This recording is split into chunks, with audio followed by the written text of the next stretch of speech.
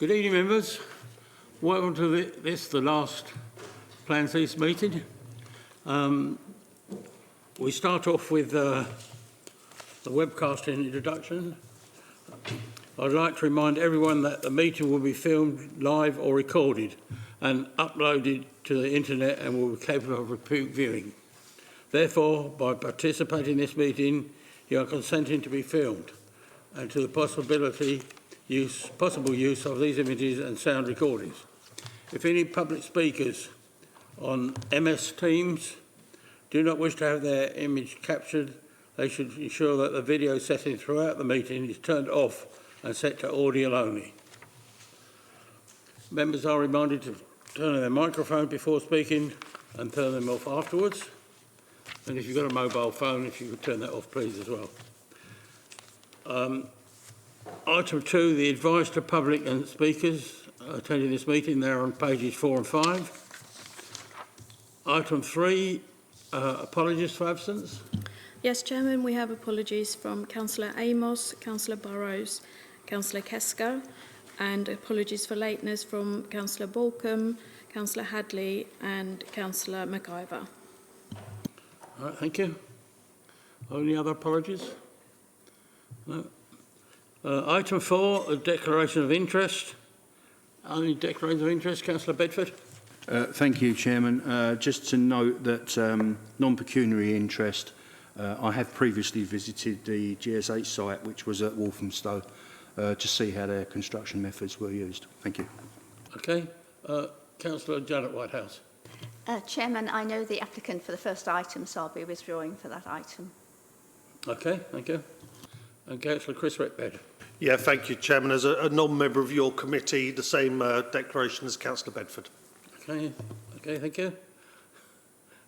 Similar to Councillor Whitbread and Bedford, my declaration of interest is the same as theirs.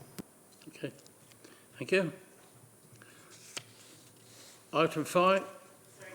Oh, sorry, Holly. Thank you. Also a non-voting member of the committee. I didn't, unfortunately, go on the site visit, but I did have conversations with the developer as the ward councillor in the early stages as part of the consultation process, so just a non-pecuniary interest there. Thank you.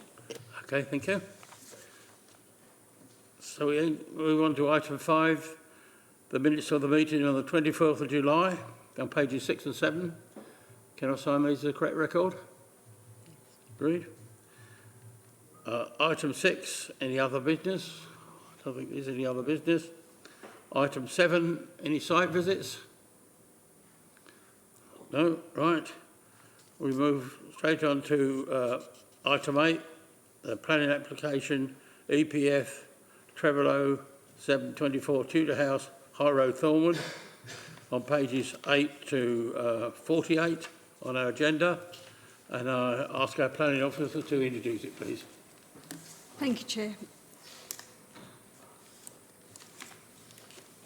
This proposal is before you today, members, as it's a major development which is recommended for approval.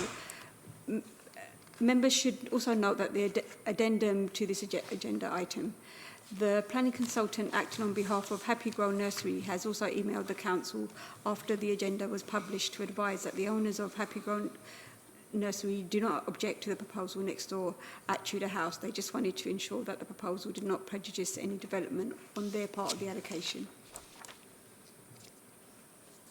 The application site covers an area of approximately 3.29 hectares and currently consists of a number of green fields, a pond and a detached house and garage centrally located within the site.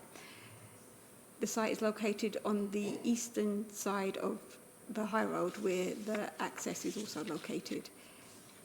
To the west of the site, sorry. Chairman, is it possible to the microphone be moved a little bit closer? It's also very quiet. Oh, sorry, get a bit closer. Is that better? Sorry about that. I should have asked first. I apologise. The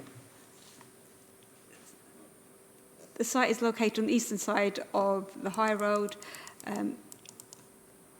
There's residential to the northern side, beyond the north of the site, and fields. To the east, there are also fields, To the south is Brookfields, a residential cul-de-sac, allotments and Thornwood Common. To the west is the locally listed Shrubbery and Savannah, which is a residential building.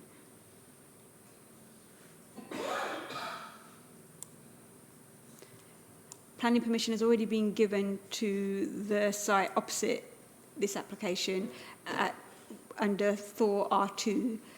These two sites together form the allocation for Thornwood within the local plan. The top left photo shows the existing pond. The top right is a view towards Brookfields. The bottom left is an aerial view showing the northern boundary with Happy Grove Nursery. The bottom right corner shows an aerial view of the site.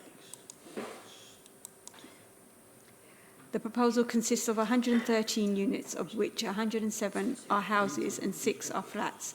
The housing mix consists of 1 2-bed flat, 5 3-bed flats, 25 2-bed houses, 70 3-bed houses, and 12 4-bed houses. A 3-storey building at the entrance of the site will be positioned, and then there's a 3-storey building close to the pond. The site will be accessed via a priority junction. The red arrow here shows the position for the access for the Rosario development. This slide shows the location of the approved access at Rosario, and the red arrow shows the position of the access for this application. The distance between the two is around 27 metres. The Highway Authority are satisfied with this distance. The site is located within an area with the least likelihood of flooding. SUD's features include permeable paving, rain gardens throughout to the front of the houses, water butts to the rear of the houses, swales to the communal landscaped area. 5 attenuation storage crates will provide 339 cubic metres capacity. Permeable paving will provide 299 cubic metre storage, and the pond will provide 400 cubic metres. Finally, the swale will provide 27 cubic metres. This provision meets the requirements of the land drainage team and lead local flood authority. Storage will be provided for a 1 in 100 year plus 40% climate change event. Finished floor levels will be set a minimum of 15 centimetres from natural ground level. This is considered sufficient should a storm flooding event occur. The FRA advises that the nearest watercourse is the Thornwood Brook, which is located approximately 80 metres south of the site. It's proposed that the surface water discharge is routed to the watercourse via the 900mm public surface water sewer within Brookfield Road to the south of the site, subject to an agreement by Thames Water. The watercourse has a water level of 76 to 77 AOD. The application site is more than 80 metre AOD, which means that the development is on higher natural ground level than the watercourse. Therefore, the discharge to the watercourse was found by the FRA to be feasible via gravity. The land drainage team accepted this assessment and therefore now require detailed evidence of this to be controlled by condition. This slide shows the affordable housing offer: 2 3-bed flats, 4 2-bed terraces, 13 3-bed terraces, and 1 4-bed end of terrace house will be for affordable rent. This is a total of 20 units. In addition, 6 2-bed terrace houses and 9 3-bed terrace houses for shared ownership. This is a total of 15. The total number of affordable units will therefore be 35 units. This represents 31% of the total housing number. The units are 10-year blind and spread across the site. This slide shows the provision of parking. A total of 162 parking spaces are proposed and broken down as shown on this slide. 4 car club spaces are proposed, and all residents will have access to electric bikes. The applicant's company will also manage and maintain the site and therefore be able to control any nuisance parking on the site. This slide shows the trail garden and the position of the pedestrian links into the remainder of the allocation under R1. This slide shows the updated offer from the applicant on the right-hand side of affordable housing and infrastructure contributions compared with what the council expect on the left. Members should note, in correction to the agenda, that the applicant has not agreed to the 340,000 required for the local public transport or the 1,760 required for a travel plan. Since the report was published, further viability negotiations have taken place with the applicant, BNP Paribas, our viability consultants and state cost consultants. The viability consultants now accept that a proposed development with 40% affordable housing and the full requirement of Section 106 contributions is not viable. They do believe, however, that the proposed development's updated offer of 31% affordable housing and full Section 106 contributions would result in a £2.1 million surplus. The applicant refutes this advice in accordance with the points raised in paragraph 7.4.20 of the agenda, in that they consider the review does not consider the detailed method of construction and amount of high-end sustainable materials required. There's also disagreement on financial fees and sales prices. The offer equates to a per-dwelling contribution of approximately £20,000, nor does it take into account the non-financial benefits listed on page 22 of the agenda. This slide shows the proposed sections. Section A runs through the high road and follows the main road and stops on the third bend looking northwards. Section BB runs the centre of the site, through the centre of the site, facing westwards. Section CC runs close to the northern road and shows views looking south to the site. Section DD runs through the front of the, sorry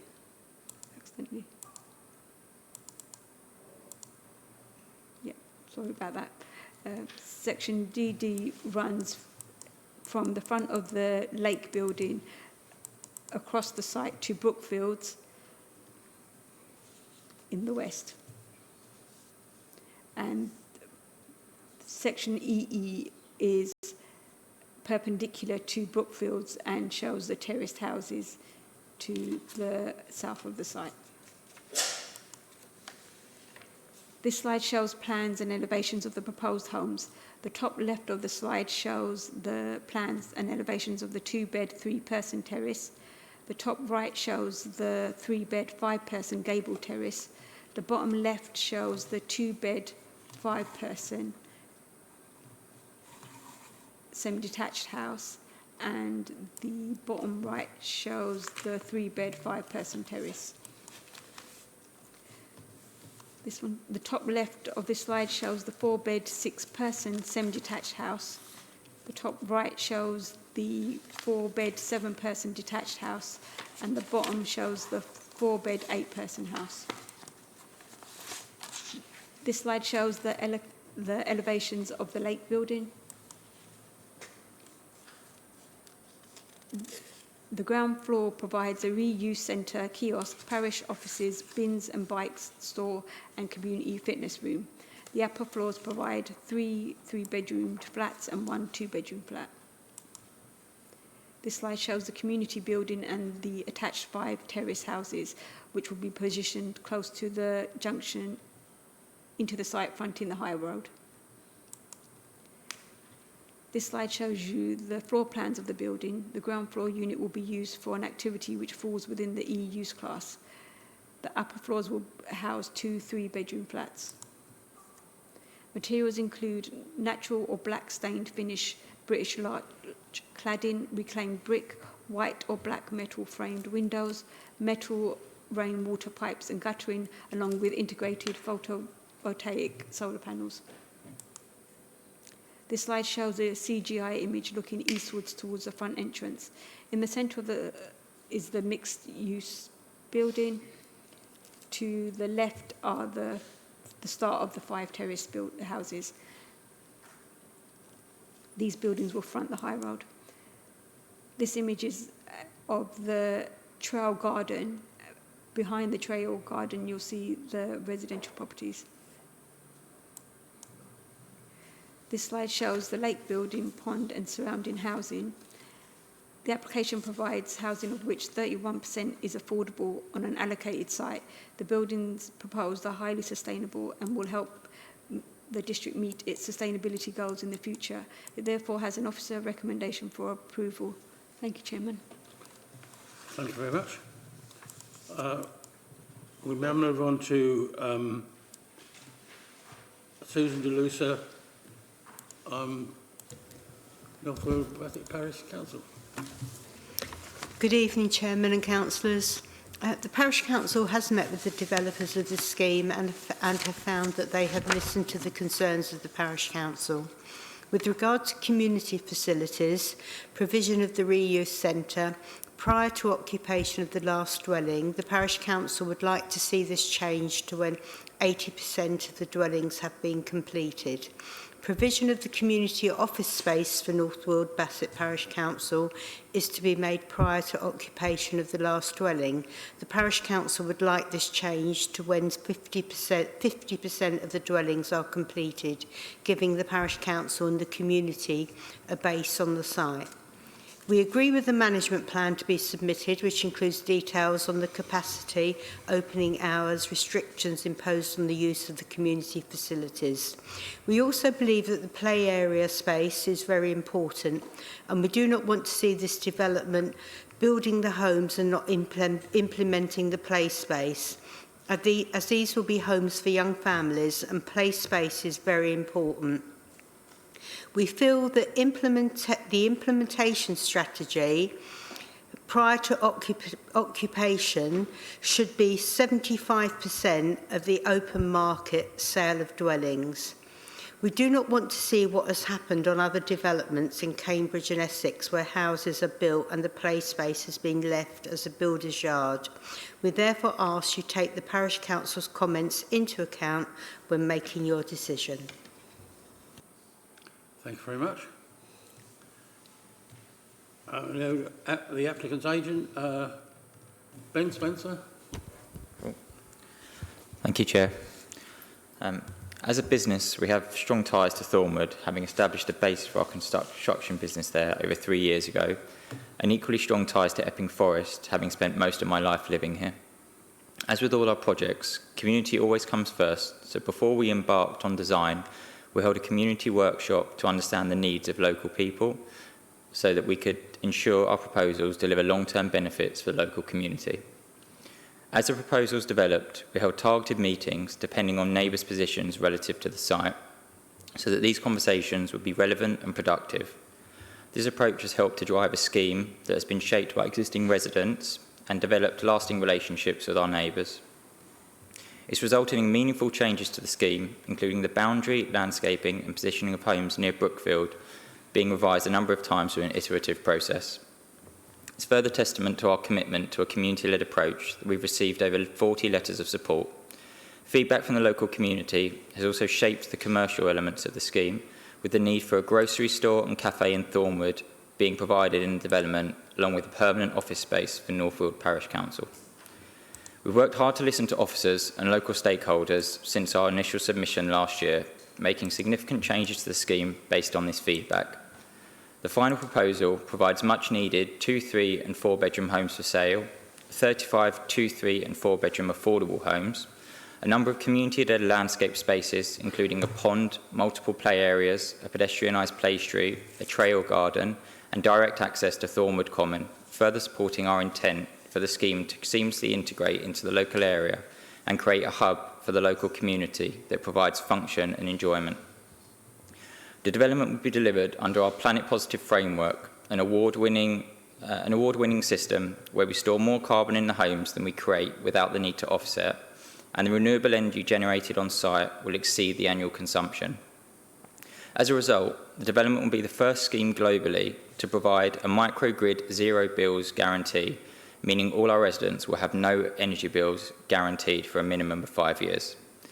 The development has been recognised by Essex County Council as showing industry-leading ambition in meeting net zero targets, and the scheme is to be used by them as a case study to raise the benchmark for future development.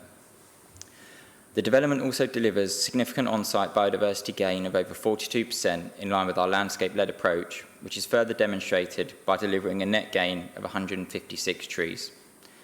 As part of the development, there will be substantial Section 106 contributions towards local infrastructure of over £2.3 million. We have increased this significantly throughout the application period, understanding the importance of infrastructure improvements to the area.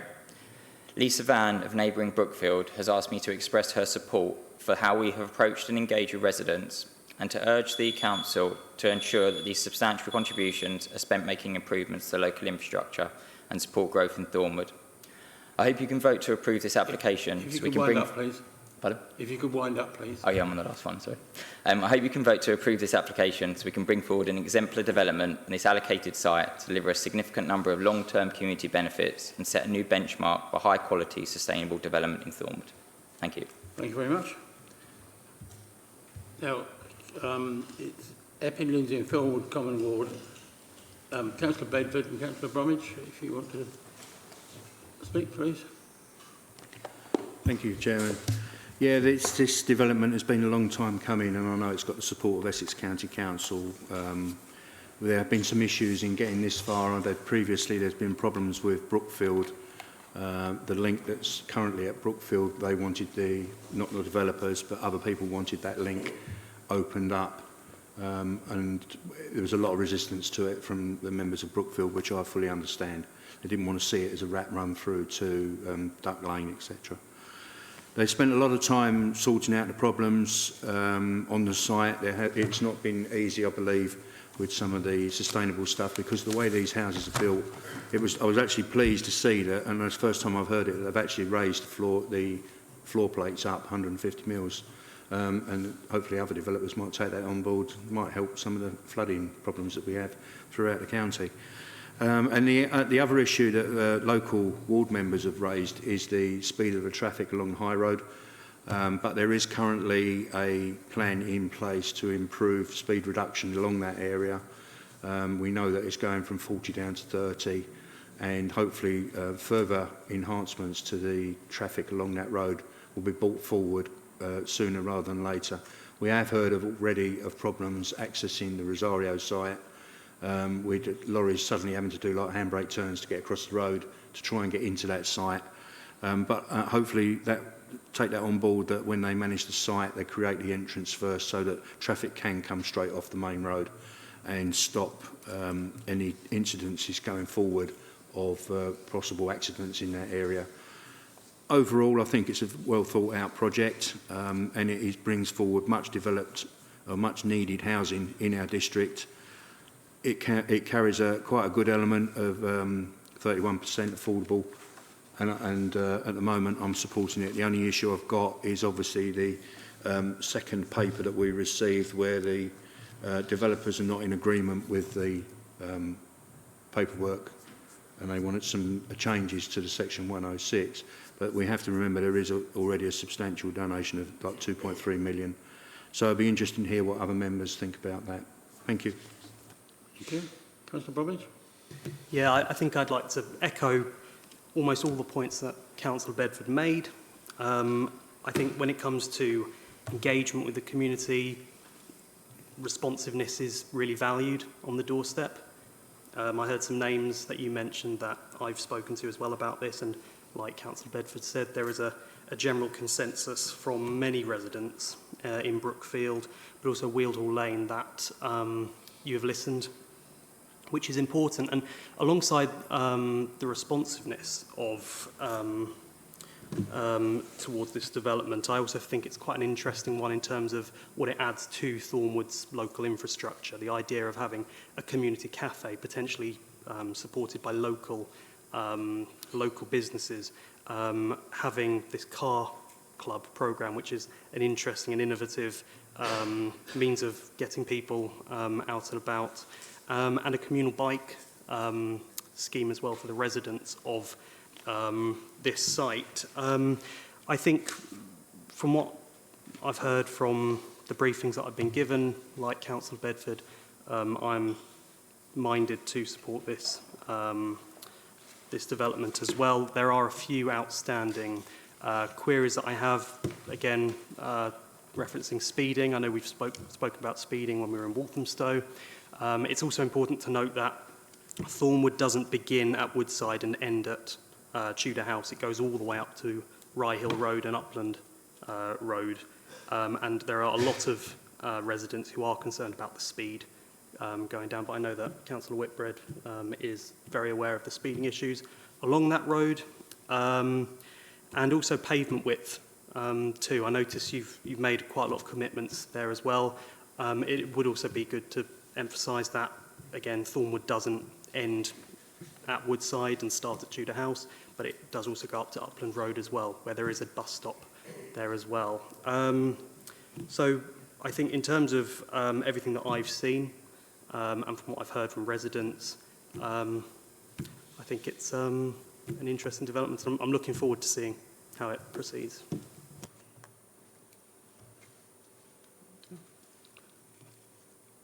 Thank you, Chairman. I'm not on the committee, but appreciate the opportunity to speak. Thornwood was in my road for my last in my ward for the last 2 terms, and is still part of my county council division. So I've had numerous conversations and been part of consultation on this application. And I agree with many of the points made by Councillor Bedford and Councillor Bromwich this evening. And I think this is a local plan site. It's one where we accept the principle of development. I think there's been good consultation throughout with residents from the developer, and actually I think this is a well-designed application as well. The grocery store and the cafe I think are brilliant for the Thornwood community and something that is needed, and I know from speaking with many residents there is a general acceptance around this application. There's just a couple of points that I wanted to bring up this evening for the committee to consider and hopefully try to bring forward. First of all, on the affordable housing allocation, I do appreciate the pressures that developers are currently facing and the reasons why they haven't been able to reach the 40% target, which is normally prescribed. What I would like to suggest as an informative, I think we usually propose it to be, is that parish homes are included or kind of the first preference for affordable housing. So basically people within North Weald, Bassett Parish get the first basically chance at getting affordable housing on this development. So that would be one of my proposals for committee to consider this evening. Also, libraries. In one of the applications we saw at Plans West recently in Roydon, the allocation money for the library went to Harlow Library. I just wanted to make absolutely clear this went to the nearest library, which would either be Northfield itself or Epping Library, where we're looking at a brand new library here in the civic offices. So making sure that went to the closest libraries in the facility rather than to Harlow Library, which just had a huge amount of development and money from the county council. In terms of the highways points, I think they're important, and a lot of them were addressed through the Western Homes application. And I believe the 30 miles an hour from Upland Road is due to be implemented before people move into Western Homes. But it'd be good to have an assurance from the developer that there's been kind of conversations between the two, which I believe there has been. But I think that's an important point. Councillor Bromwich is quite right. There is difficulty reducing the speed limit at Rye Hill Road due to the allocation of the road by the county, but the principle of reducing it to 30 miles an hour from Upland Road has been agreed as part of a previous planning application, and I believe was due to be put in place with the completion of that planning application as well. They're the main points I would like to make this evening, and it was interesting to hear the current ward councillors' views on the application as well. But I would like to, or like someone on the committee, to propose parish homes and just that certainty around libraries, because I believe they're 2 really important points for the community. Thank you. Councillor Bedford. Totally in agreement with that, Chairman, and I believe, yeah, we want, as a proposal put forward before we do the final vote on this, is that the money must go to either Epping Library or Northfield Library, or even split 50-50, half to each. And the consideration be given, it's not something that we can, I know before we've had this come up about parish homes, but if that could be a consideration with regards to parish homes, if the officer can take that on board, I think that's a welcome addition. Okay. Councillor Judd. Thank you, Chairman, and thank you for the applicant for an interesting application. And I find it's really interesting how well you've looked at the ecological environmental issues. Very interesting, and in fact it's something that I think that all new development should take on board, including solar panels, etc. I have got a few queries though, starting off with the affordable housing allocation. It's quite clear in the local plan that it should be 40% unless you can show otherwise. We know that this government are going to shortly increase it to 50%. My husband is a retired chartered surveyor, and I'm well informed that how you work out the price you pay for land is from residual land value, which is the costs involved in building the site to whatever standard, taken away from the sales. So from my perspective, I think that you should go back to the drawing board and look at residual land values and see whether the 40% could be viable. Because if it isn't, it's not setting a very good precedent for the rest of the allocated sites. This is an allocated site, and we are happy that it's going to be built on. But I think the other thing is it's got to be right, and it's got to send the right message. And within the affordable housing officer at EFDC is reported is saying that the 2 bedrooms and actually the 3-bedroom ones, but the 2-bedroom ones in particular are only the size equivalent for 3 people. And that is not going to be very useful for EFDC's housing stock if they have to, once they've got more than 1 child and you've still got the average of slightly less than 2 per family, that they then have to move. And it's all very well, I understand the argument is that they've got 2 good-sized bedrooms, but nevertheless, the minimum space standard is minuscule. And if you've got bigger bedrooms, there's less space for families downstairs in the living space. And that does worry me, and I think that should be addressed. In addition to that, and I know this is something that the urban designers raised, is the lengths of the terraces, and because they are quite, I mean, I lived in a terrace house, a new terrace house in Chislehurst, but the 3.8 metres or under 4 metres for the width of that. Take off your front door. Where are you going to store the 3 bins without in the short front garden that EFDC will soon require? What about where you're going to put buggies? These sort of things matter to families. They're very tiny. They're on top of each other. I think if we're not careful, we're going to find that this new community, their well-being, living on top of each other. Some of them will be working from home as well. And then the other thing that comes on from that is the parking. And the Essex County Council minimum parking standard is 2 for 2 bedrooms or more. And this is not, there's a letter from Essex Highways saying this is not a sustainable area. We know that it's 1.7 miles to the hospital and therefore the GP, a bit further into Epping town centre, 2.5 miles to the station. These are young people who will be working. There's a very, very poor transport system. And it's all very well to say we're going to have these car shares. The only successful ones, it might be good to pilot it, but the successful ones we know are in urban areas where people don't need to use their cars frequently for work and only need it for pleasure. Places like Bristol, Exeter, London, that's fine. I don't think we should be... It's 104 spaces too few for this site as far as the minimum parking standards, and I don't think that that complies with our policy, and it's going to cause different problems. The other thing is the parking spaces are not within the width that is required by Essex County Council, so it's 2.5 metres width, not 3, which means that the cars now are slightly wider. The streets are narrower. The secondary street is 8.3 from memory, 8.3 metres. If you've got parallel parking in a narrow street, how easy is it going to be even to get out of that spot? So these things really worry me, and because the state streets are narrower than Essex highways like, they are not going to adopt it anyway. Which brings me to another point. You've got the public realm, which is excellent, and I think making this as a village centre is really excellent.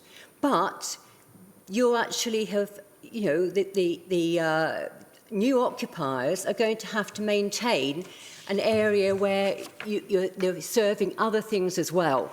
The other problem is with your site is I can't see anywhere in the myriad of documents where you've shown that the refuse collection vehicles can get down on these streets and turn, and there doesn't seem to be anything from the fire and rescue people to know whether it's actually accessible for fire situations. Looking at it from that perspective, I think that the density for most of it is actually more than 35, and I think probably what you have done is not what the surveyors do and I'm sure you're aware of this, and that is in section, I'll find it, in section 3.3.1, inclusions and exclusions of net developable area. The net developable area excludes public realm and open spaces, parks, verges, suds, undermined terraces, steps and patios, etc., but also undermines roads and pavements that are not necessary for the residential properties. And I think from that perspective, your site area is not over 3, it's more likely 2.5.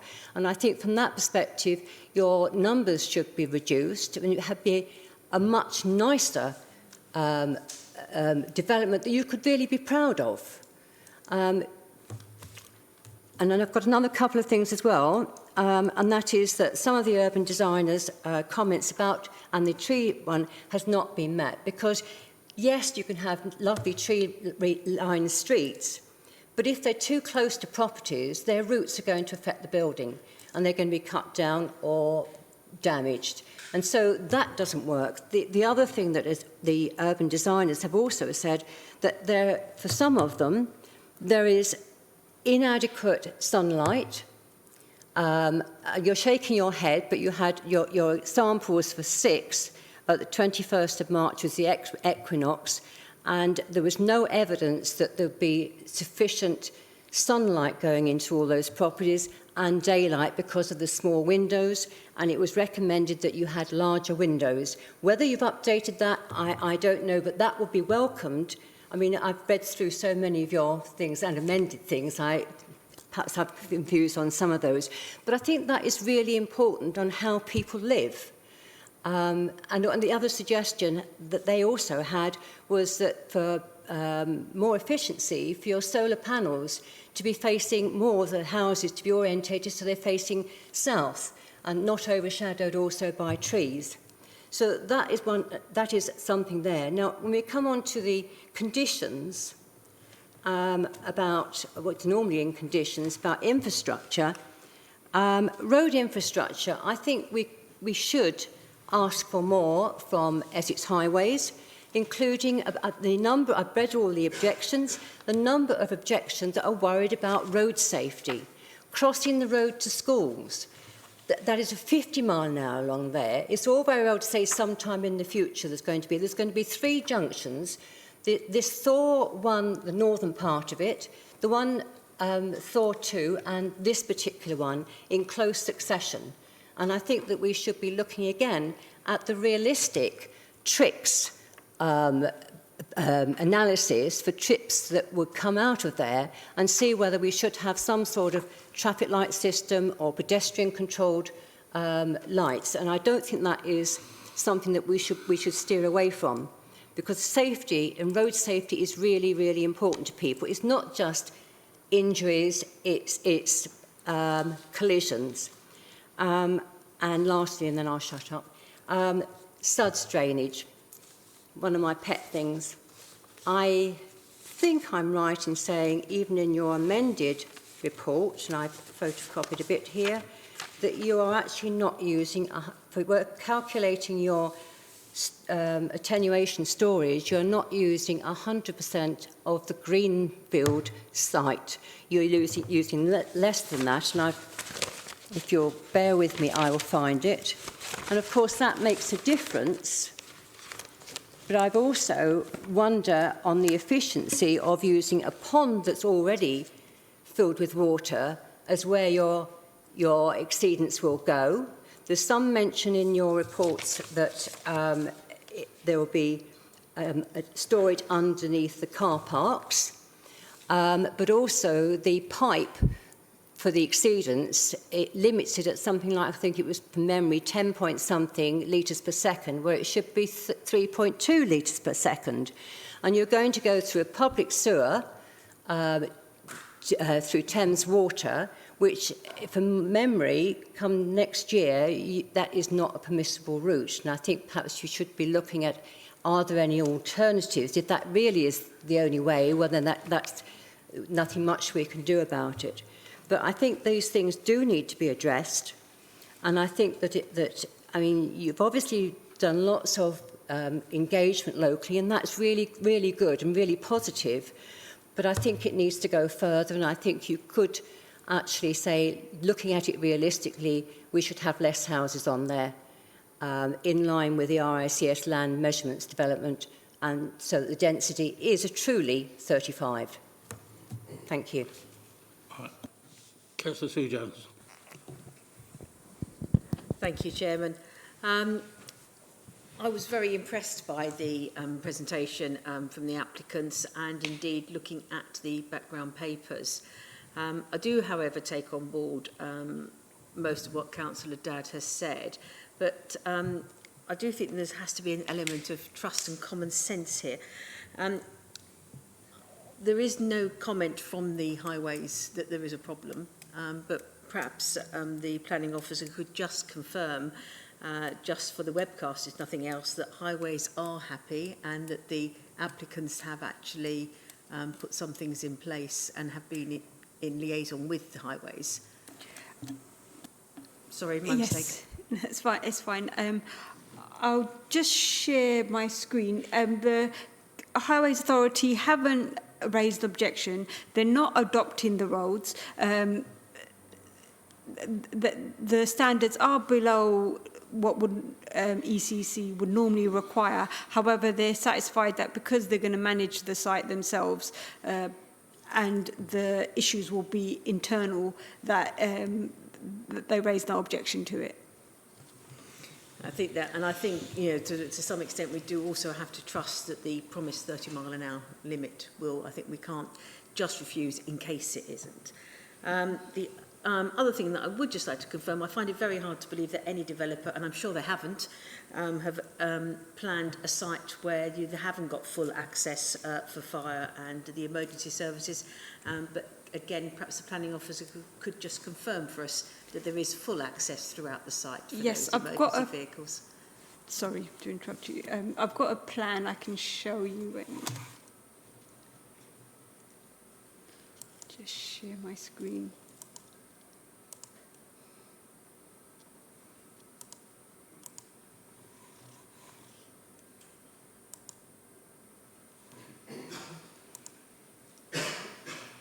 So this is the swept path analysis for the refuge truck. That's one of them. And then if you can see the routes there. And yeah, and that's the other one.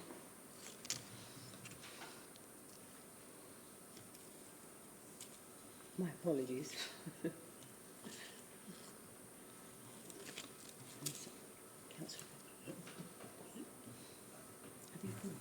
Yeah, that's it. Yeah. Sorry. Yeah. Okay, just a Sorry. quick question on that. Obviously, the fire and rescue services require 3.7 metres in width of roadway. Can we guarantee that that has been achieved? And if it hasn't, as Essex County Council Fire and Rescue Service commented, it can be reduced for a short bridge crossover point to 3.1 metres. Also, the weight loading on the road has to sustain 12.5 tonnes.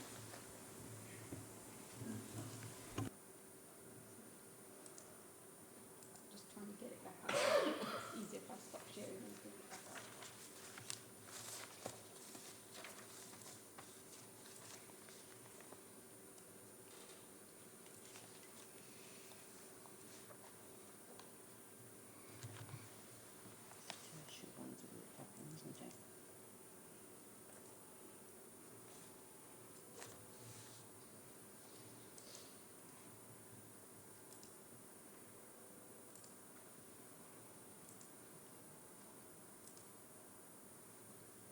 So these are the road widths.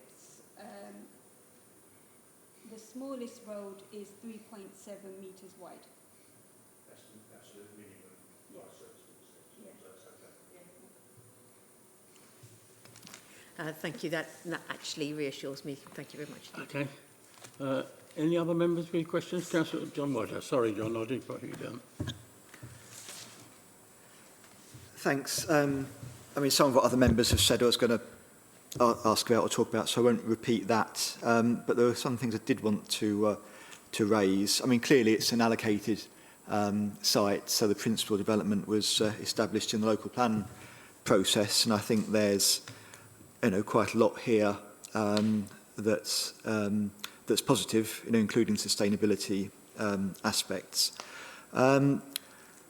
It does seem, I mean, I entirely get why vehicular access onto Brookfield is undesirable, sort of that run that another member mentioned. But it seems a missed opportunity not to have a pedestrian cycle access onto there. I mean, particularly if you look at further development going in on Happy Grow as well, because particularly in wet weather, it channels all the pedestrian movement along the main road with the road safety concerns have been mentioned, rather than off the main road. I appreciate there's accesses onto Nature Reserve and the Common, but that's not always the best route. And also, it means you've got optimal access for residents of Duck Lane and Wildhall Lane and so forth to any community facilities which are provided on this site. So, I mean, that does seem like quite a big missed opportunity. And also in terms of making the new development part of Thornwood rather than a cul-de-sac on the edge of Thornwood.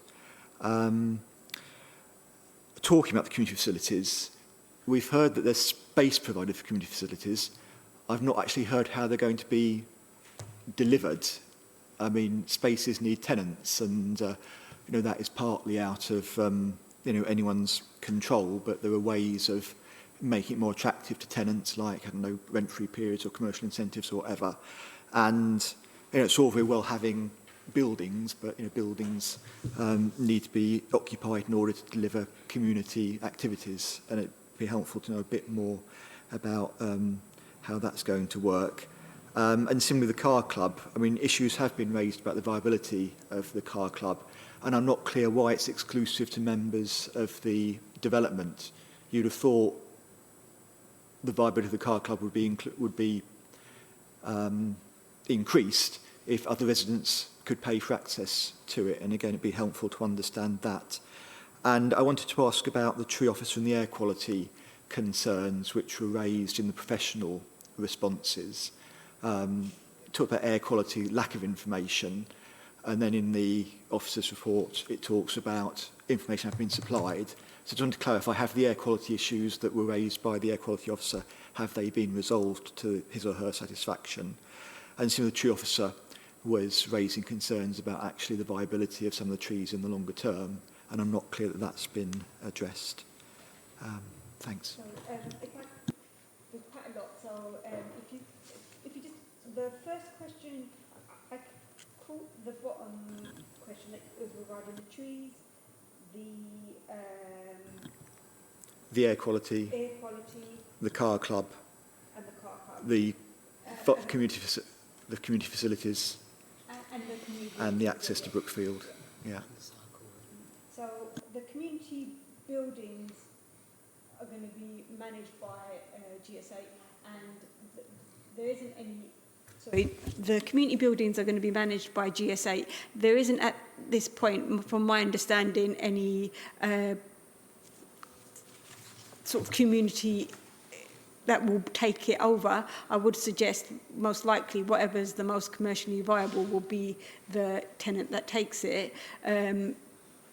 The car club, GSA own a partnership with Nissan to provide up to 4 cars. I think you have a deal which I think probably you would be better at articulating, which allows them to have a Nissan electric vehicle, which the reason why it's just the residents is because they will sign up to it and will need their sort of insurance details and a commitment to maintain the car, whereas if it's outside of the development, then there may be issues about how it's managed, and then it becomes outside of the control of the applicants.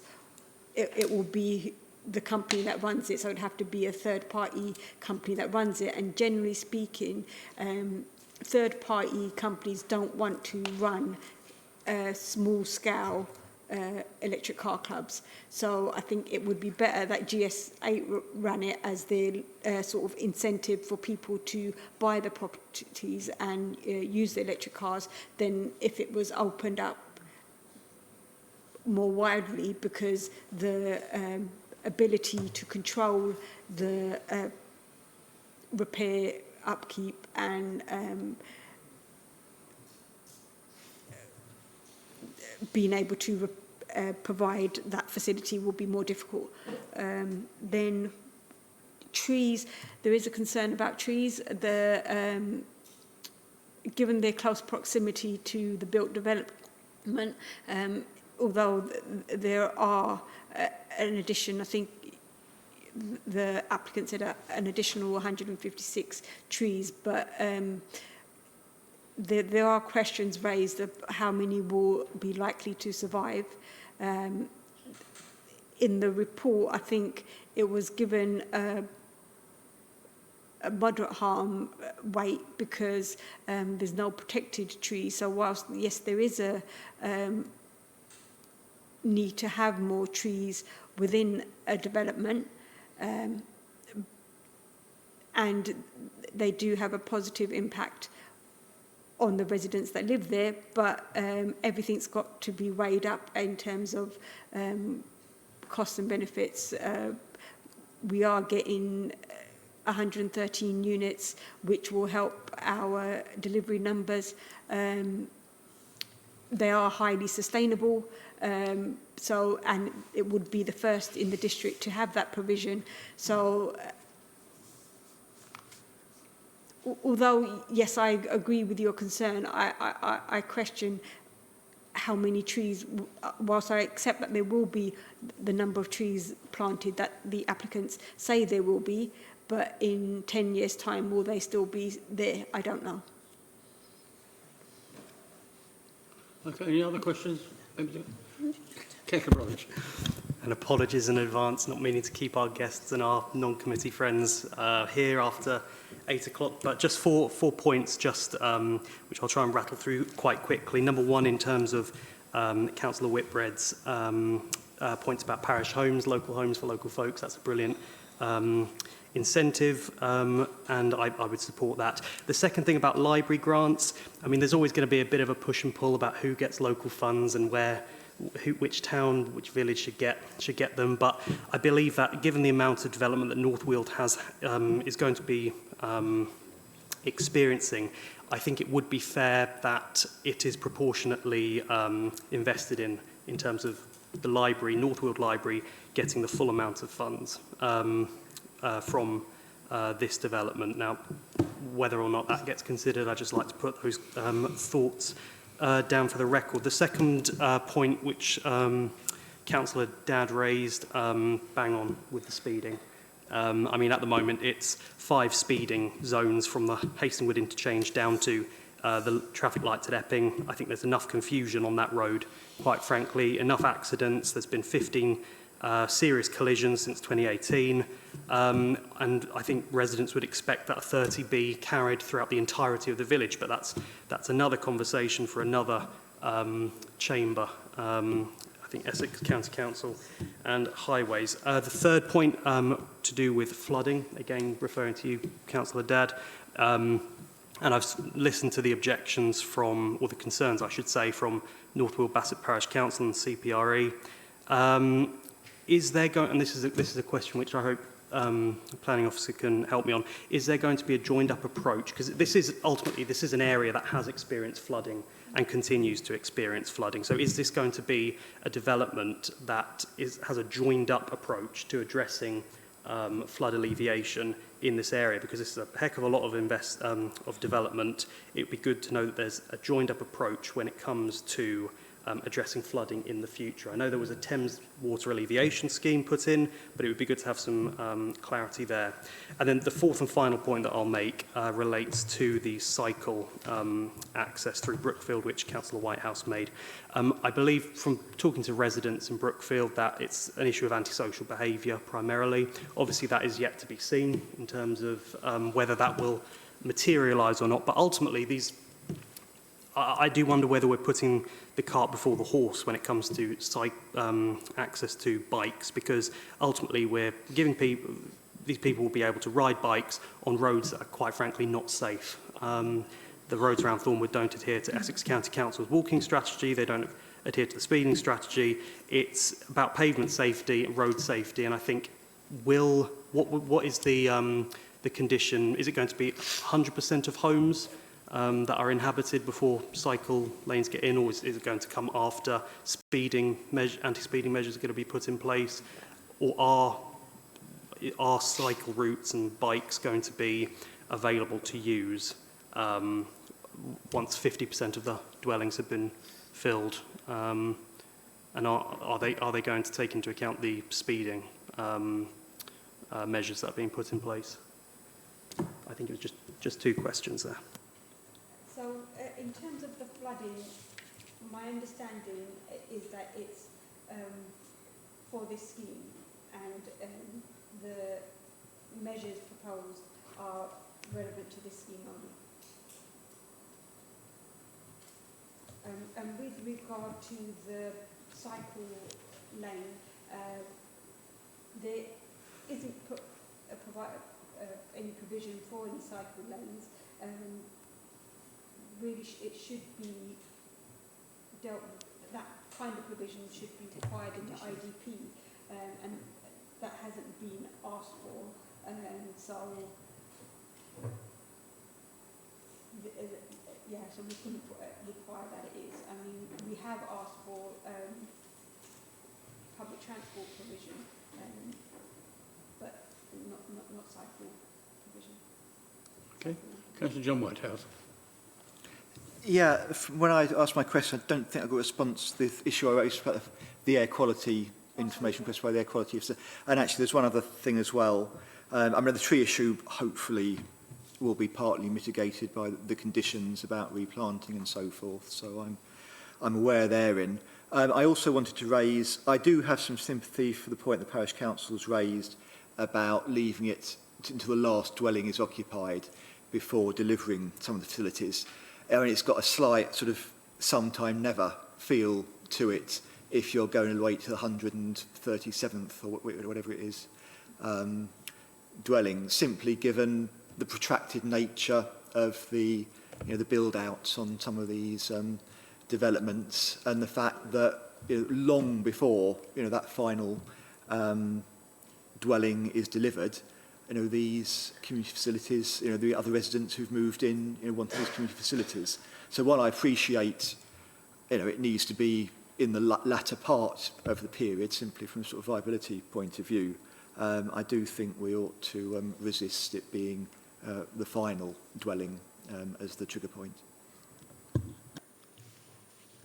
So So, with regard to air quality, the measures required were of the cumulative impacts, and the standards were of Greater London standards rather than Essex standards. And so if we were to refuse it on those grounds, given that it was an allocated site, then we wouldn't have any grounds to refuse it on those grounds. It is a residential development.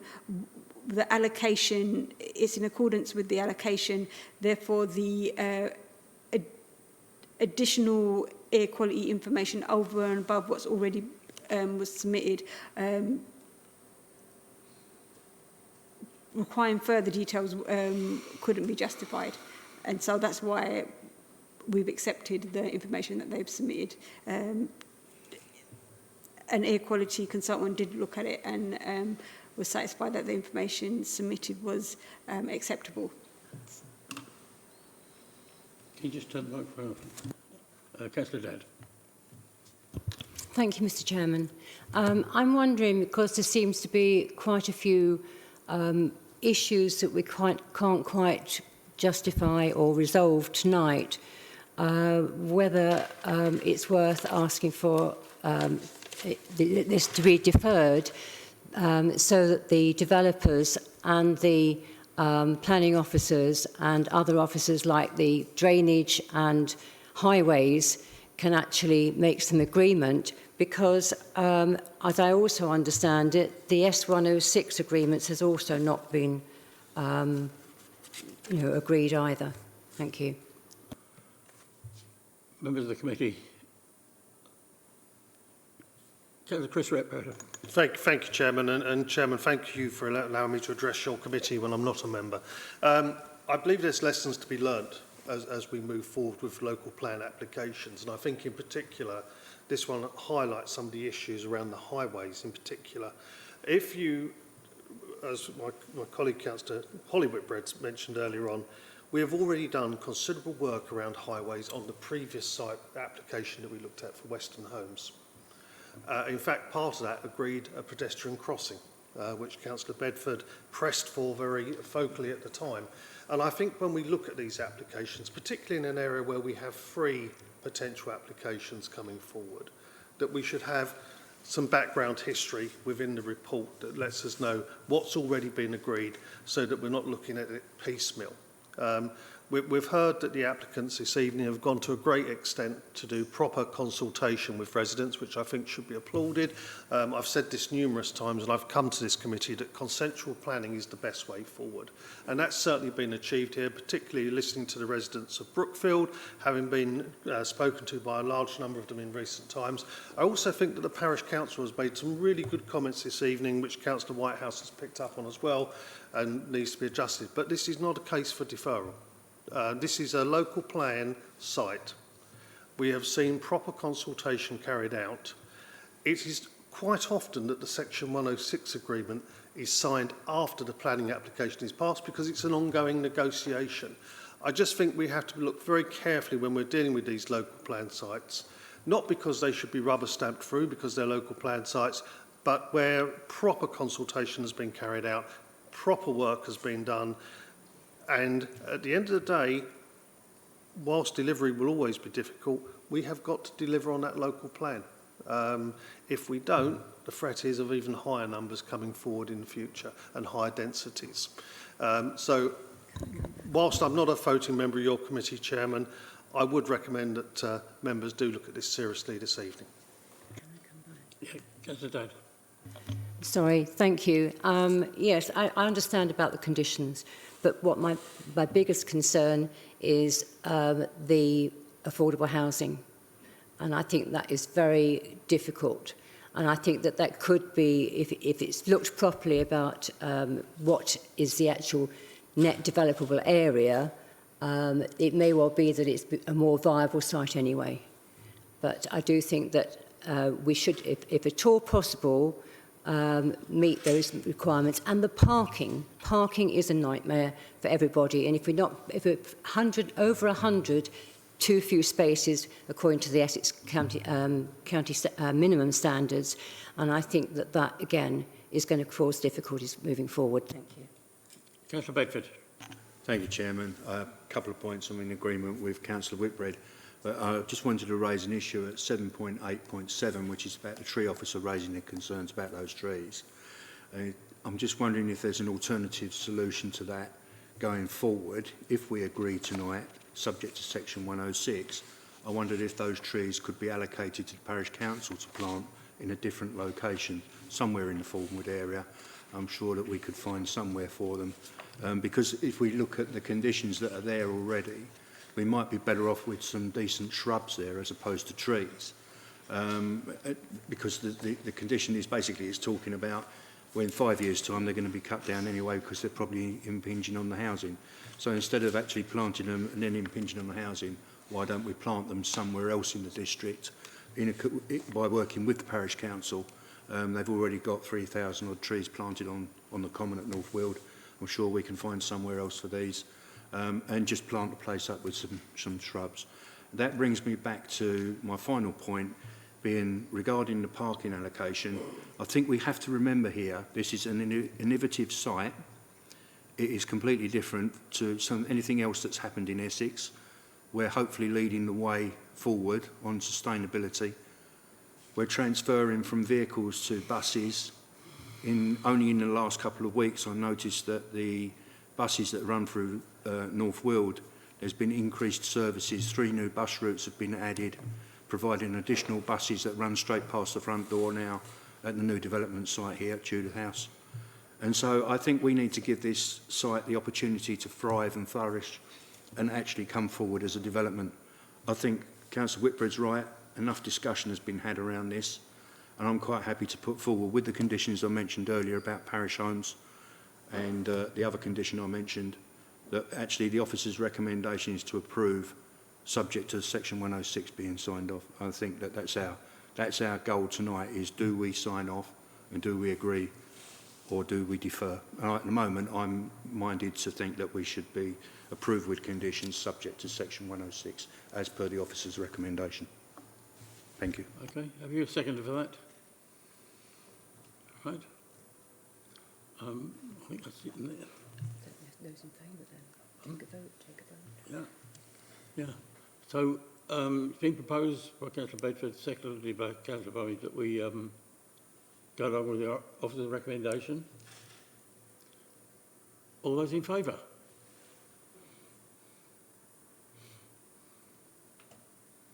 Five, Chairman. Against? 2. Right, that is, Abstentions? no, I think that's it, isn't it? Yes, there's 1 abstention. 1. Sorry. 1 abstention, sorry.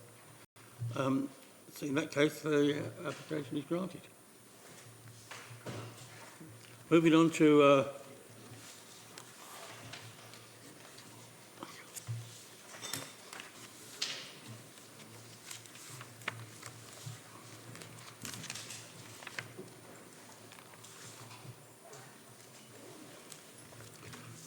item 9, which is on page 49. Oh, yes. Good job you remembered, John.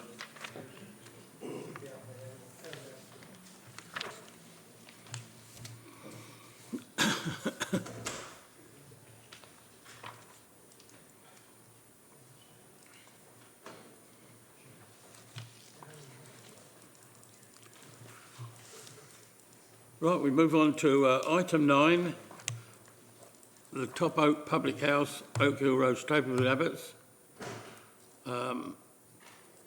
This is in the Passiford ward. Paperwork that noticed in the paperwork that the parish council were here to speak. Are they here this evening? No, they're not on the list. The parish council is not registered to speak. Does it not fall back to an officer decision then? No, because... Sorry. There's residential development and there's more than 5 objections. It's houses rather than extensions. Okay. Or dwellings. So I'll ask our planning officer to put the application to us, please. Thanks. This application relates to the addition of 5 flats, all of which are housed within the new build structures. The existing flat at first floor within the existing pub will be retained. It's before this committee since the approval recommendation is contrary to over 5 objections. The concerns raised are listed on pages 52 and 53 of the agenda. The application site covers an area of 0.22 hectares. It's located on the northeastern side of Oak Hill and is north of Abbott's Way, which is here. A portion of the rear garden, sorry, yeah, my pointer's not on, just bear with me.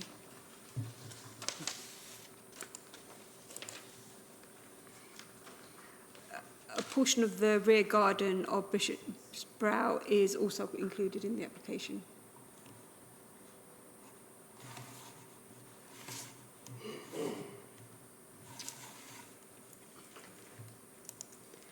This slide shows the aerial views of the site, and the top left corner is a photograph of the rear garden of Bishop's Brow, which shows that the unlawful building has been removed. The surrounding area is residential in character. This plan shows the existing site and roof plans.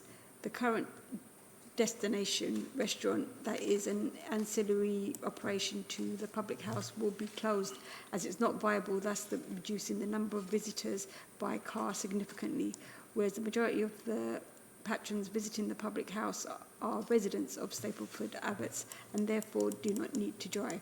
The existing pub and restaurant have 29 car parking spaces, which the transport statement submitted with the application considered sufficient for both the restaurant and public house.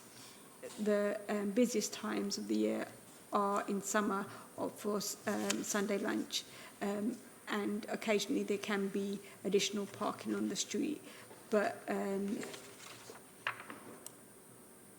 that's on occasion rare, and it's caused by the restaurant rather than the users of the pub.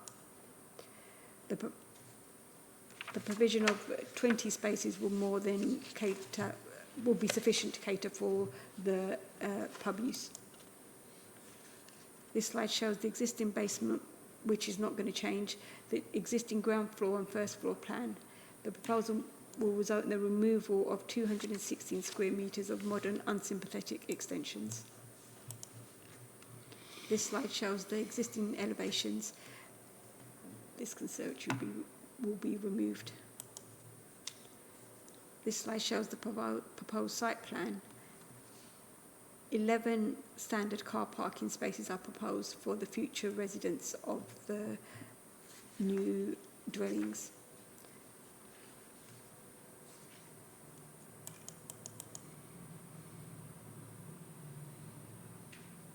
And the area of the car park is on the rear garden of Bishop's Brow. 1 mobility car parking space is proposed at the front of the site, and there's another one for people using the pub. The big garden will be moved to the southeastern corner of the site. You can see 74 square metres of communal garden space and smaller gardens for the individual units. The car park adjoins 6 Abbott's Way to the northeast and Mountford to the northwest. The pub car park is an existing one and is surrounded by 11 neighbours. Condition 11 on page 63 of the agenda recommends that this use is controlled through the approval of a management plan to ensure that neighbouring residents are not excessively affected over and above the existing situation. This slide shows the ground floor layout of the buildings. Unit 1 is wheelchair accessible. Unit 2 is a 2-bed flat. The bathroom of Unit 2 is attached to the pub, and the area that it's attached to is the access to the first floor flat above the pub. so the circulation space will result in minimal noise. This slide shows the first floor unit. Unit 4 is 2-bedroom, Unit 5 is 2-bedroom, and that's an existing unit over the pub. The front proposed extension is in a similar position to that of the existing restaurant extension, but then extends a further 15.3 metres northwest into the site at ground floor level. The first floor is set 8.6 metres back from the ground floor front elevation and then extends a further 24 metres. Whilst the north elevation will be obscured by development, the removal of the modern extensions, displayed position of the extension and the first floor setback of the proposal will ensure that the presence of the building is still read. It's for these reasons considered that the proposal will preserve the character and appearance of the pub building, which is a non-designated heritage asset. The exterior finishes of the extension containing the residential development will include dental handmade bricks courses, exposed timber trusses, shiplapped timber cladding, and slates or clay plan tiles. These high-quality materials and details will have a positive impact on the character and appearance of the area. The proposal will facilitate the renovation of the exterior of the existing pub building. All modern-day additions, i.e. soil pipes and alarm boxes, etc., will be stripped away and the drainage will become internal. The roof will be upgraded to a crown roof, so therefore providing a heritage benefit. This slide shows more elevations of the pub. This is an artist's impression of the extensions once built. Thank you, Chairman. Sorry, that's the end of my presentation. Thank you. Is it? Can you turn your microphone off if you... Yeah. Okay. We have no objectors, nothing from the Parish Council, but we have got the applicant's agent, Scott Closeman. Thank you, Chair. Good evening, everyone. My name is Scott Kyson, Principal at Studio Kyson Architects. We've been working with Peter Lewis, the owner of the Top Oak Public House, for around 2 years, and Peter has lived in the area for over 60 years and managed this pub for 25. He's a well-liked member of Stapleton Abbott's community. He loves running the pub and wishes to continue to do so.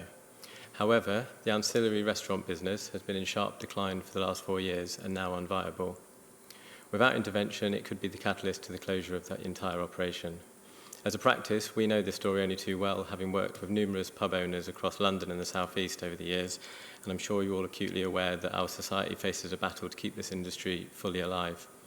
Hit by the financial crisis, smoking ban, heavily taxing of alcohol, the pandemic, energy costs, increased food prices, staff shortages, increased wages, they've all taken a devastating toll on the hospitality sector. That said, we've learned that this industry has always evolved and adapted and tried to bounce back and adapted to what's going on in society, be that the era of darts and snooker, pool and arcade machines, through to the explosion of the Premier League, live football in the 90s, and the 21st century dining out culture, and the rise of the gastropub. Those that have adapted have survived, and those that have not, haven't. 25 years or so ago, the Top Oak adapted. It expanded through a PVC conservatory into a now deteriorating, uninsulated, asbestos roof shed to create a restaurant. It now needs to adapt again. Our proposals, which have been formed by our heritage appraisal, seek to restore the public house back to its original form and footprint and will remain in place serving the community. In place of the restaurant, we propose to build 5 flats in a carefully designed building over the footprint of the restaurant, visibly separated from the pub and enhancing this non-designated heritage asset. We've worked closely and collaborated with Planning Officer Ms. Dadwar to develop a scheme that is now fully policy compliant whilst being a subservient addition to this historic pub. There have been some local objections, particularly around parking, and I'd like to reassure members that the parking for the public house remains at 20, and unlike the restaurant, where most patrons come from outside of the village, the patrons of the pub are from the village and predominantly arrive on foot. There's also been some discontent about the demand of flats in the village. However, the owners have had a resounding interest in the flats, particularly from older residents looking to downsize in the village, and like the idea of living in a smaller, close-knit community. And I'm sure officers and members are aware that this, the knock-on effect of downsizing, it helps keep communities together and frees up the larger houses for families. So on behalf of Peter, I'd like to request the support and approval for this application. Thank you. Thank you. Members, Councillor Jones. Thank you, Chairman. I'm finding this one quite hard because it's I'm trying to see it from two aspects. But I would like to just point out to members first, I think it is a shame that the Parish Council weren't able to attend today.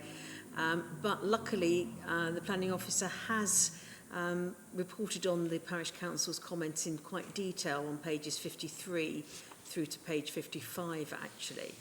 And I think they do have some genuine concerns there, and of course are in the best place to know the impact this development would have. Although it's quite a small site, it's quite an interesting site in that it's not actually in the local plan. It hasn't been identified in the local plan and therefore hasn't been through the scrutiny that many other sites have been. Yes, there is the argument of a windfall site, but I do feel that our local plan, as well as identifying areas that are appropriate for development and where development would indeed be encouraged, I do also think that the role of the local plan is also to protect those areas that are identified as not being suitable and therefore have not been identified as development.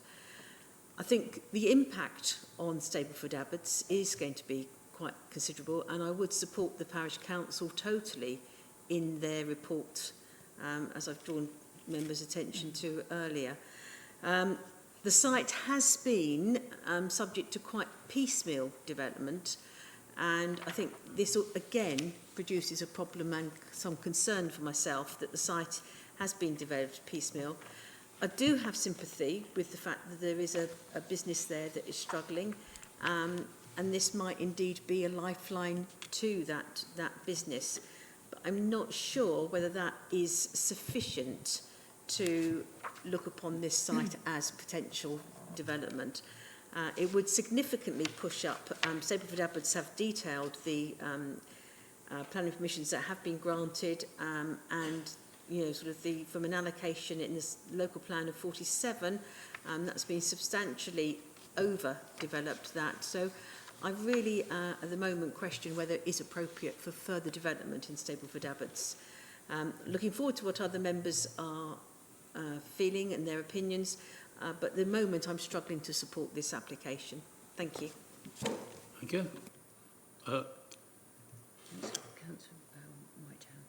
Councillor Janet Whitehouse, then it comes to Councillor Bedford. Thank you, Chairman. When I started to read this report, I thought there had been a mistake in the recommendation because there seemed to be so many things as to why this should not be developed that I was quite surprised when towards the end of the report the tone seemed to change and there are arguments made why we should overcome these reasons that were negative. I'm also sorry that the Parish Council isn't here tonight because I think they make some very strong points there. I mean, how can it be that 47 properties are recommended for a village and it's already got over 100 and we're saying, you know, put some more in this very small site? I agree with what Councillor Jones has said, and at the moment, I don't feel it's appropriate to support this application. Councillor Bedford.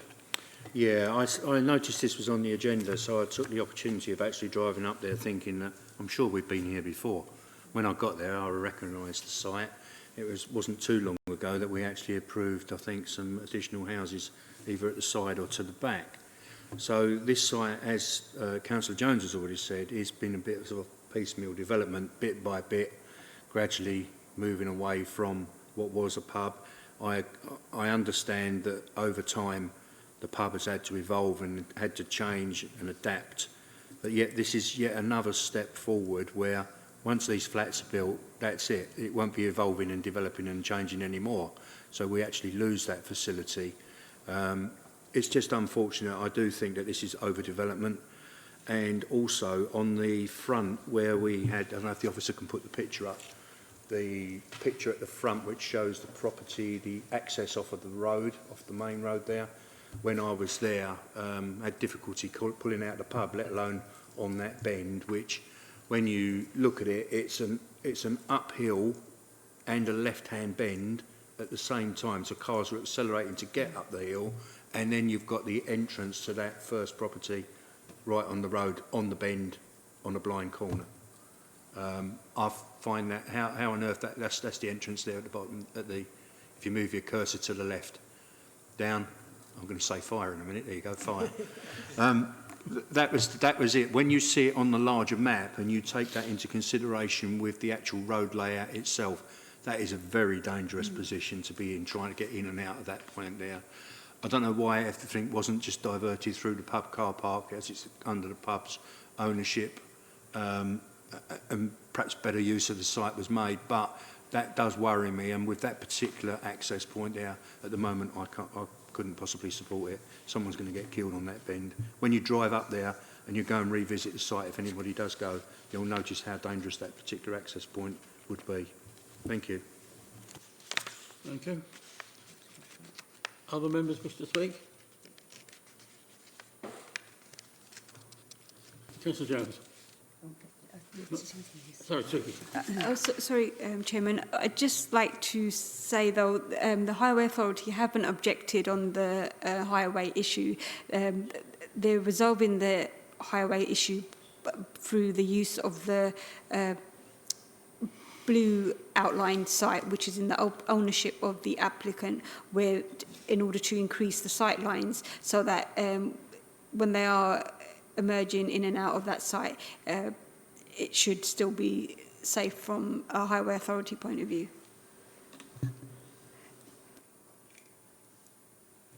Councillor Jones. Thank you. It looks like we do have some concern on this application. I was actually just going to ask whether, although Highways hadn't commented, whether Councillor Bedford's concerns about the highways would be strong enough objection as part of objections for refusal, if that's the way the committee were turning. The MPPF requires that only where it's clear that there are serious harms to highway safety can we refuse it on highway safety grounds. If you are going to refuse it, I wouldn't refuse it on that reason, because the Highway Authority won't support us in the refusal because they haven't objected, and therefore when we're standing in front of the inspector we'll be in a weak position because the Highway Authority, the expert, don't agree. No, that's very useful, thank you. I can understand that. It's frustrating, but it makes total sense. I do, however, think that certainly the fact that it's not allocated in the local plan and that the development in the village is already proven to be substantially more than the number of new residences allocated in the local plan and the overdevelopment of the site, I would think they were potential reasons for refusal. I don't know if the planning officer's happy to comment on that or not.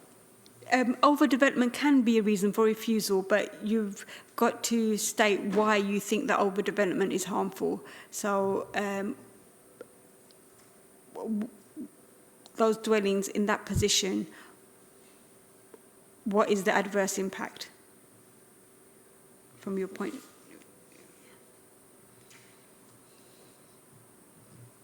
Reasons.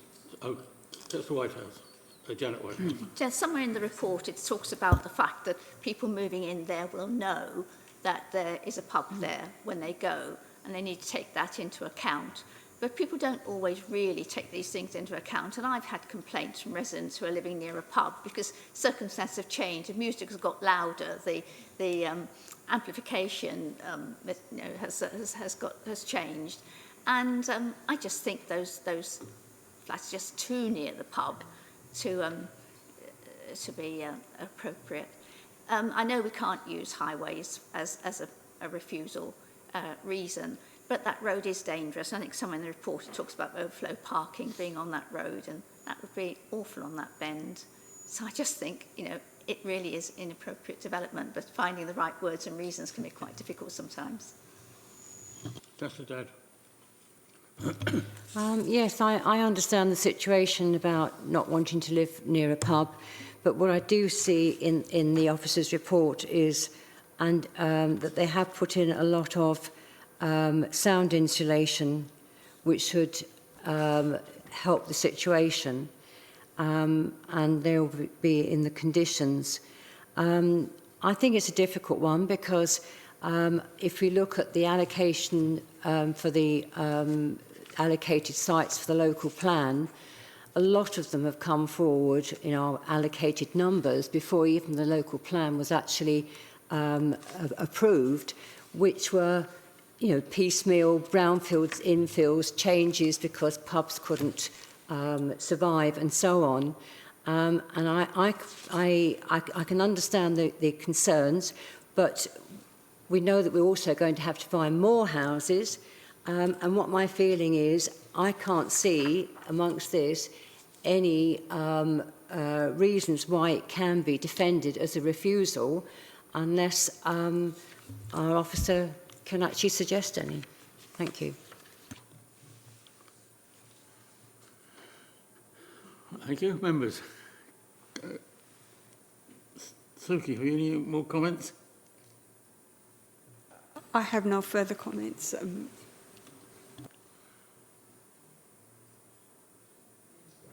Councillor Bedford, you're going to come up with a proposal. No, we're not doing a proposal. What we're actually thinking about is actually a site visit to have a look at the highway. And yeah, I mean, even now I'm looking at this, it's ridiculous. I think we do need to go and have a look at it. It won't be this committee. Obviously, the new committee structure will be in.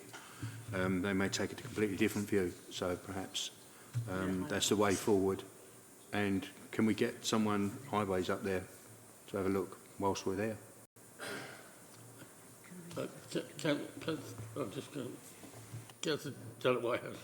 Chairman, it wasn't. I mean, I do think that's a good idea because having canvassed around that area, and it is, you know, does feel very tight. I was just going to say on a slightly different point.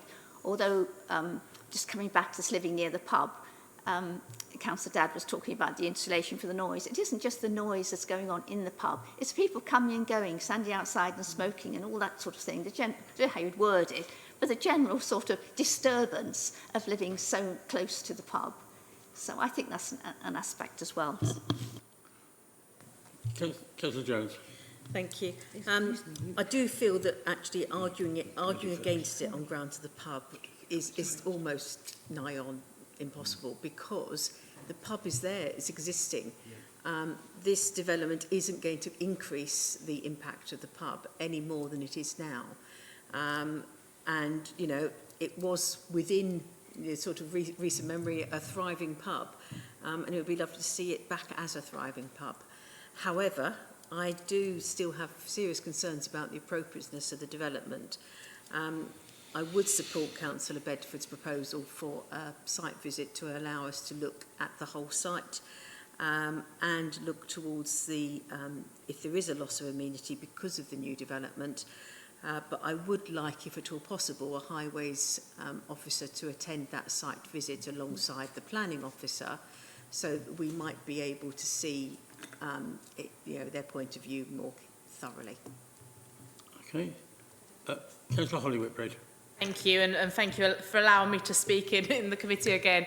I was actually going to make Councillor Jones's point about the highways officer being present, but it might also be worth looking at local highways panel schemes. I think before there's not the correlation between planning and the highways panel, and there might have been various speed surveys done or speeding schemes presented, so it might be worth looking at that as well. And actually, the officer, Jennifer Boxall, lives in Epping Forest, relatively close to this area, and I'm sure she might be happy to join the site visit as well. Thank you.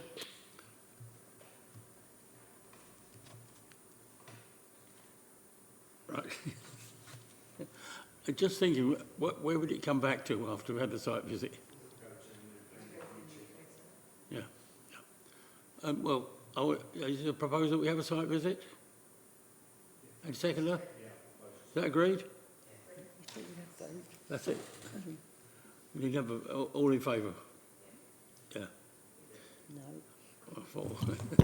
Sorry, can we do the vote again? All in favour?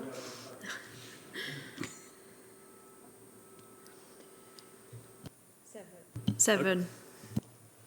Against? I'm One. against. And 1 or 2. That's it. Abstentions? 1. Okay. Right, that finishes that item. That completes the last subcommittee of East. I'd like to thank members for all their help over the years. It's been a great pleasure chairing a lot of the meetings. And thank you all for your support and help. And we'll see what happens in the future. Thank you very much. Thank you, Chairman. Thank you, Chairman. Declare the meeting closed. And of course, thank our planning officers. Especially